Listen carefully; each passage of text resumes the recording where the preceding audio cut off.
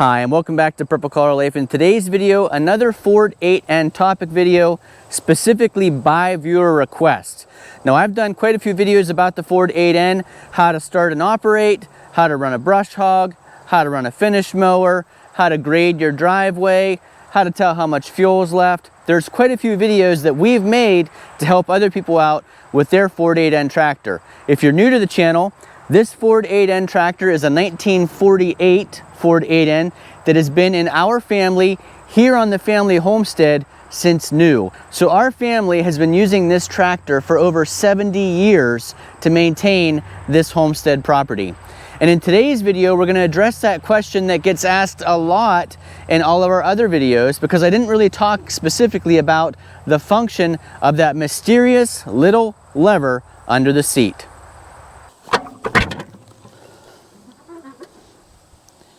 This is the little lever that people are constantly asking about on these Ford 8N tractors. So before we get into this lever, let's talk a little bit first about where I'm getting my information. So I keep a copy of the 1948 Ford 8N manual on my phone. That way I can scroll through it whenever I have a question. So this information is coming straight from that manual. I've seen several videos online that do try to address this little lever question, the mysterious little lever under the seat, and several people get it wrong in their explanations, at least in my opinion, based on what I read and understand from the instruction manual. So in the description to this video, if you scroll down through, I'm going to put a link to where you can download the PDF manual for the 1948 Ford 8N tractor. So then you can read through this information as well as other information about the operation and upkeep of an old tractor like this. So in previous videos, for example, the how to operate video, the how to brush hog video, the how to back blade video, I've called this either draft control or position control. And this lever, according to the Ford manual, when they made this tractor in 1948, is called the hydraulic touch control lever. And really, whether it's position control or draft control depends on how you have this small, mysterious lever under the seat. So going strictly by what the instruction manual says, this is called the position control lever. It says it's the small lever located on the right side of the hydraulic control cover under the seat. The hydraulic system operates under position control when this lever is in the vertical upright position like you see here, and under constant draft control if you flip it to that lower position like that. So horizontal draft control, vertical position control.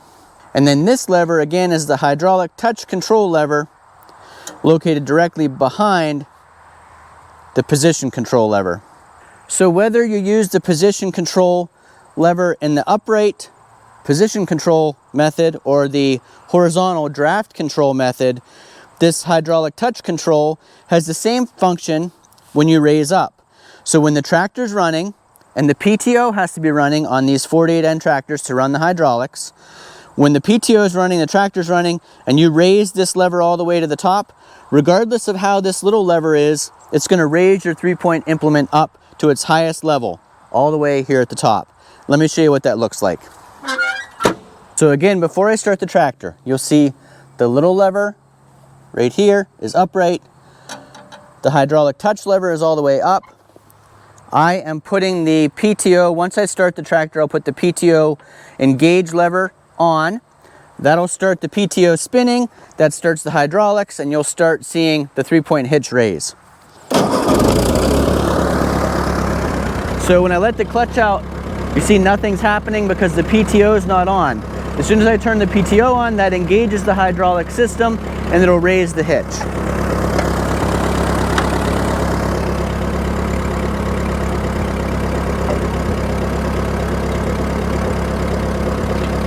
There you go, all the way to the top.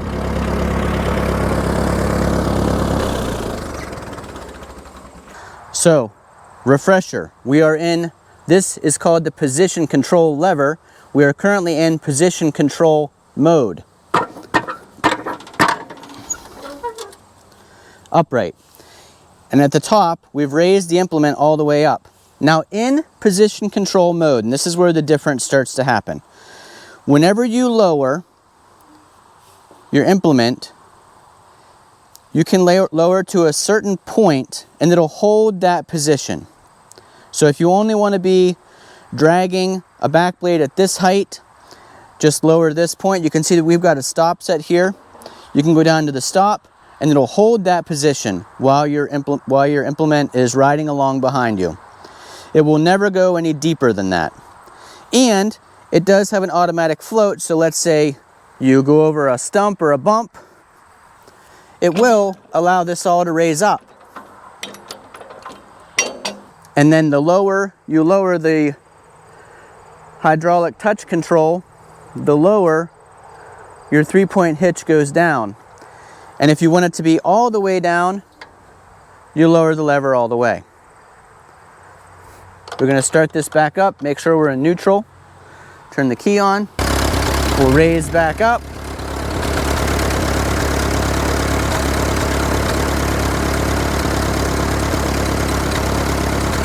You'll see that if we only want to go halfway down, move to our stop position there, it'll hold that position.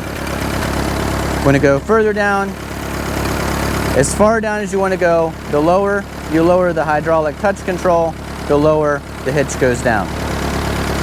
Let's raise it back up.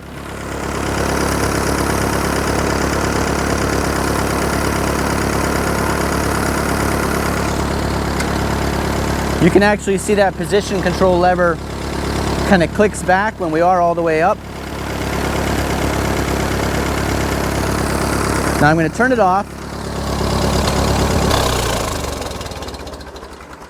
That is constant position control with the lever up. Now if we push the lever down into constant draft control, operation is a little bit different. So in draft control, it's using, let's say, a sensor system. And what's happening is the implement's going to go all the way down as soon as you lower this hydraulic touch lever to any position. So even if you only go halfway, the implement goes all the way down. And then what happens is, so let's go ahead and lower the lever just a little bit. And you see it's down in its complete down position, even though I only lowered the lever halfway. Remember, this is constant draft control.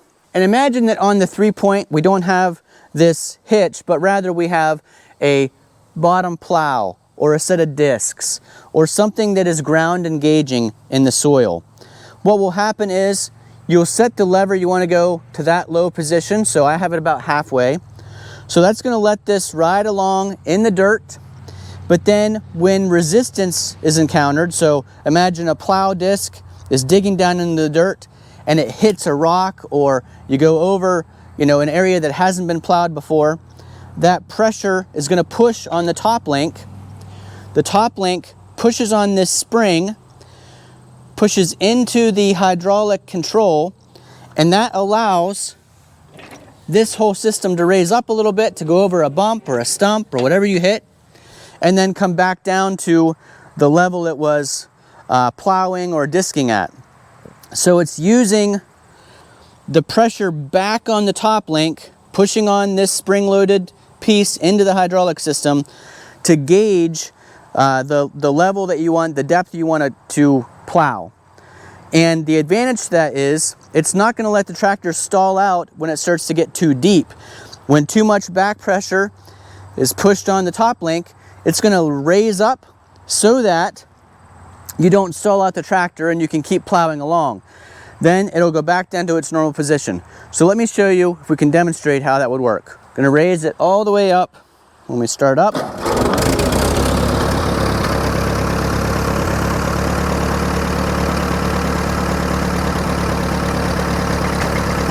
Okay, then we're going to lower the lever just a couple inches. But it's going to let everything go all the way down. Now imagine if you were plowing, this top link is going to feel the pressure down on the bottom of the blade in the ground when it hits something hard or an area that hasn't been plowed before that would potentially stall out the tractor because you're stuck there in the dirt. It's going to push the top link, push on this spring, This whole system will raise up and let the plow go over that tough spot and then allow it to go back down. So in that situation, your hydraulic touch lever is letting the tractor know the maximum depth you want to dig with your set of plows or whatever your ground engaging equipment you're using behind you. It could even be a back blade. So if I have it about halfway, that's only going to let it go about halfway down. If it encounters some type of resistance, it will raise up, lift over top of the resistance, and then go back down. If I go all the way down, it's just going to let that plow go all the way into the ground as far as it can. Chances are good that you'll probably eventually stall out the tractor because it's a lot of dirt you're moving if it's not freshly moved soil. So for most of what we do, in fact for all of what we do, the proper setting is position control, continuous position, because we, running a finish mower or a brush hog or even the back blade, want to lower to a very specific position while we're working, remembering that it does still allow it to float up when it needs to, but we don't need the top link to react to the pressure on the bottom. So that's why if you look closely at those videos we've made about working in the driveway or brush hogging or even finish mowing with this tractor, we're always with the position control lever in the upright or constant position method. That's how everything that we use operates. We don't do any double bottom plow or disking or harrows or anything like that with this tractor. So hopefully that answers the question, what does this mysterious little lever do?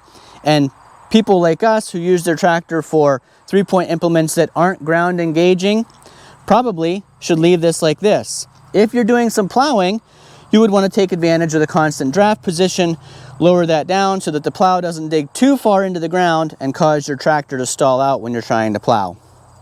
Now I should note that on a lot of these old tractors, if they are original, this system may not work properly anymore. So the position control might work properly where you can lower a little bit at a time, or the draft control might work properly where it lets it go all the way down and then raises up as it needs to. But I've seen a lot of instances where it's either one or the other, and some tractors, even in position control mode, as soon as you lower a little bit, the hydraulics let the 3-point hitch go all the way down, and that's something that needs repaired. Or in draft control position, when you lower your handle, it doesn't let everything go all the way down, and that also would need repaired. This system works properly on our tractor. Again, this is a 1948 Ford 8N tractor.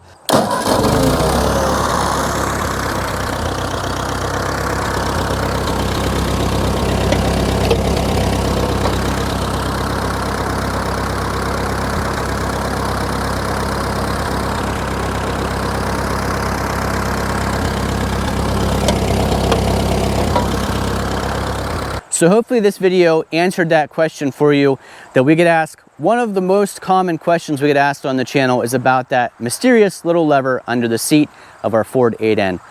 Position control lever in constant position mode upright and constant draft mode horizontal. That's the answer to your question. For most of our use, because we don't do any plowing or anything like that, it's always in the upright constant position mode. Thanks for watching. We've got lots of other videos with the Ford 8N. If you haven't had a chance to watch those yet, we'd appreciate it if you check them out. They might help you out if you're new to a tractor like this. And also, if you enjoy videos about outdoor rural living, we're here in Northwest Pennsylvania. Purple Collar Life is the channel that's about the combination of our white collar day jobs and our blue collar rural living. That combination is called Purple Collar Life. Thanks for watching. Hopefully you enjoyed the video. Give it a big thumbs up. Leave those comments down below if you knew or misunderstood what that little lever was for, or if I'm totally off base and you've had it explained to you a different way that makes more sense. Leave that in the comments down below. We'd appreciate it, and I'm sure all the future viewers of the video would appreciate it. We've got lots more videos about this Ford 8N tractor that will be coming out in the future, so make sure if you're interested in that content, you click that subscribe button so that you follow us along here on Purple Collar Life. We've also got chainsaw, log splitter, rural living, home maintenance videos here at our family homestead. Thanks for watching. Hopefully we'll see you again the next time.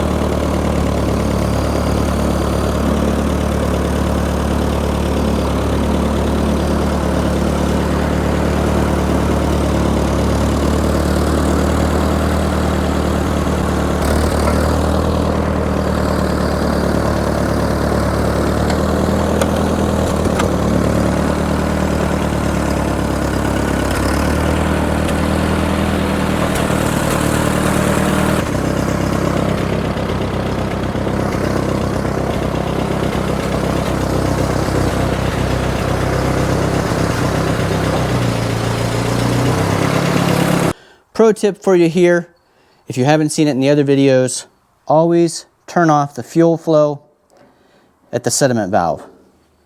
Today is just one of those beautiful, perfect weather days. It was a perfect opportunity for me to take the Bronco out to pick up the grocery pickup at Walmart today. And as always, this classic old vehicle got a lot of looks at the gas station and at Walmart as I was picking up those groceries. It's great to be a Bronco owner again.